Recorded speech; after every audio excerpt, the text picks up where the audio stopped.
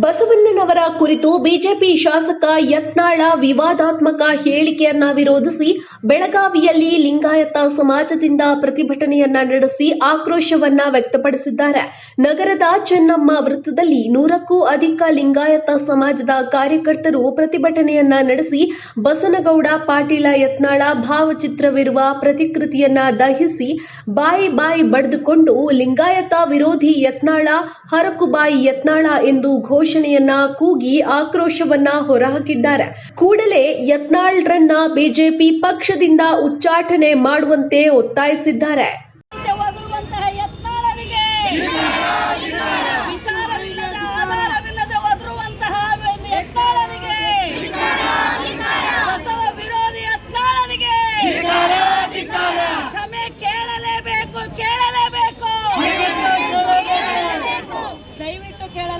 ಕ್ಷಮೆ ಕೇಳಲೇಬೇಕು. ಲಿಂಗಾಯತ ಧರ್ಮದಿಂದ ವಜಾ ಆಗಲೇಬೇಕು. ಹುಚ್ಚನಾಯಿ ಯತ್ನಾಳನಿಗೆ,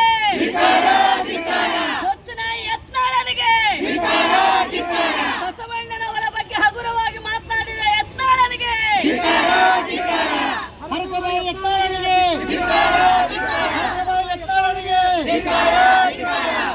ಬಸವನಗೌಡ ಪಾಟೀಲ್ ಯತ್ನಾಳ್ ಶಾಸಕ ಸ್ಥಾನ ವಜಾ ಆಗಲೇಬೇಕು. ಬಸವನಗೌಡ ಶಾಸಕ ಸ್ಥಾನ ವಜಾ ಯತ್ನಾಳ್ ಆಗಲೇಬೇಕು. ಆಗದೇ ಹೋದಲ್ಲಿ ಉಗ್ರ ಹೋರಾಟ ಕೈಗೊಳ್ಳುತ್ತೇವೆ. ಉಗ್ರ ಹೋರಾಟಕ್ಕೆ ಕೈಗೊಳ್ಳುತ್ತೇವೆ. ಹುಚ್ಚ ಯತ್ನಾಳ್ಗೆ, ಯತ್ನಾಳ್ ಅಂತಂದ್ ಹೇಳ್ತೀನಿ ನಾನು. ಯಾಕಂದ್ರೆ ಅವಾಗ ಬಸವರಾಜ್ ಅನ್ನೋ ಲಾಯಕ ಇಲ್ಲ. ನನ್ನ ಮಗ ಅವನು ಎಷ್ಟು ದ್ರೋಹಿ ಕೆಲಸ ಮಾಡ್ತಿದ್ದಾನೆ ಅಂದ್ರೆ ಗುರುದ್ರೋಹ ಮಾಡ್ತಿದ್ದಾನೆ. ಒಂದು ಲಿಂಗಾಯತ ಧರ್ಮದಲ್ಲಿ ಹುಟ್ಟಿ ಲಿಂಗಾಯತನೇ ಆಗಿ ಬಸವಣ್ಣನ ಬಗ್ಗೆ ಮಾತಾಡ್ತಾನೆ ಅಂದ್ರೆ ಗುರುದ್ರೋಹಿ. ಅವನು ಒಬ್ಬ ರಾಜಕೀಯದಿಂದ ಬೆಳಿಬೇಕಾದ್ರೆ ಅಪ್ಪ ಬಸವಣ್ಣನ ಹೆಸರಿನಲ್ಲೇ ಬೆಳಿತಿದ್ದಾನೆ ಅನ್ನೋ ಮೂರ್ಖ ಮರ್ತಿದ್ದಾನೆ. ಅವನು ಮೂರ್ಖತನ ಕೆಳೆದಿದ್ದಾನೆ. ಆಮೇಲೆ ಡಿಪಾರ್ಟ್ಮೆಂಟ್ನವ್ರಿಗೆ ನಾನು ಒಂದು ಮಾತು ಹೇಳಕ್ ಇಷ್ಟಪಡ್ತೀನಿ. ಡಿಪಾರ್ಟ್ಮೆಂಟ್ ಅವರಿಗೆ ನಮ್ಮ ಶರಣ್ ಬಳಗದವ್ರು ಎಷ್ಟು ದಿನದ ಮೂಲಕ ಕೊಟ್ಟಿದ್ದಾರೆ ಅರ್ಜಿನ, ನಾವು ದಹನ ಮಾಡ್ತೀವಿ ಅಂತ. ಅಷ್ಟು ದಿನ ಸುಮ್ನಿದ್ದು ಇವಾಗ ಒಂದು 10 ನಿಮಿಷದ ಹಿಂದೆ ನಾವು ದಹನ ಮಾಡಕ್ ಬಿಡೋದಿಲ್ಲ ಅಂತಾರೆ. ಡಿಪಾರ್ಟ್ಮೆಂಟಿಗೆ ಒಂದು ಮನವಿ ಮಾಡ್ಕೋತೀನಿ, ದಯಮಾಡಿ ನಮಗೆ ಅನುವು ಮಾಡ್ಕೊಡ್ರಿ. ಅಷ್ಟು ಮಾತ್ರ ಡಿಪಾರ್ಟ್ಮೆಂಟಿಗೆ ಹೇಳ್ತೀನಿ. ಆಮೇಲೆ ವಿರೋಧ ಪಕ್ಷಗಳಿಗೆ, ಸಹಪಾಠಿಗಳಿಗೂ ಹೇಳ್ತೀನಿ. ಬಿಜೆಪಿ ಪಕ್ಷದಲ್ಲಿ ನಿಮ್ಮ ಪಕ್ಷದಲ್ಲೇ ಒಂದು ಏನೋ ಕುತಂತ್ರಿ, ಒಂದು ಕೆಡ್ಡ ಅಂತ ಹೇಳ್ಬೋದು. ಕೆಡ್ಡ ಅವನು ಬಸವರಾಜ ಅಂತ, ಯತ್ನಾಳ್ ಅಂತ. ಬಸವರಾಜ್ ಅಂತ ಅನ್ಲೇಬಾರ್ದು. ಯತ್ನಾಳು ಒಂದು ಕೆಡ್ಡ ಇದ್ದಂಗಿದೆ. ಆ ಕೆಡ್ಡನ ನಿಮ್ಮ ಸ್ಥಳೀಯದಲ್ಲೇ ಇಟ್ಕೊಂಡಿದ್ದೀರಿ. ಎಷ್ಟು ಸರಿ ವಿರೋಧ ಪಕ್ಷದವ್ರು ಏನಾದ್ರೂ ಎಳ್ಳು ಕಾಳಷ್ಟು ಮಾತಾಡಿದ್ರು ಕೂಡ ರಬ್ಬರ್ ಹೇಳ್ದಂಗೆ ಹೇಳಿತೀರಿ. ಬಸವಣ್ಣನ ಮೇಲೆ ಹೇಳಿದ್ರಲ್ಲ, ಬಿಜೆಪಿ ಅವ್ರು ಏನ್ರಿ ಮಾಡ್ತಿದ್ದೀರಾ?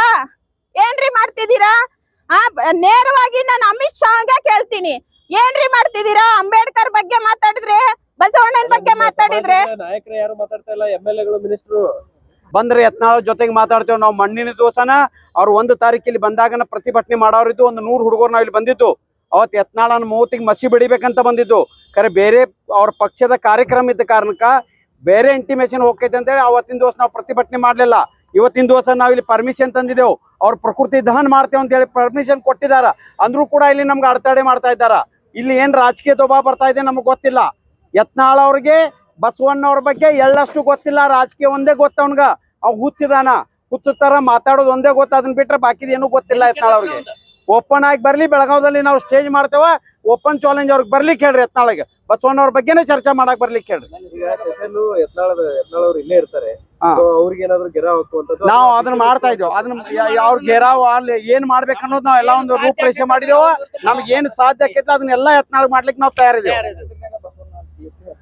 ಬಸ್ನಾಳ್ ಇಲ್ಲಿ ನೋಡ್ರಿ, ಹೆಸರಿನ್ಯಾಗ ಬಸವಣ್ಣ ಇತ್ತು ಕೂಡ ಅನೈತಿಕ ಮಾಡ್ತಾ ಇದ್ದಾನ ಅವನು.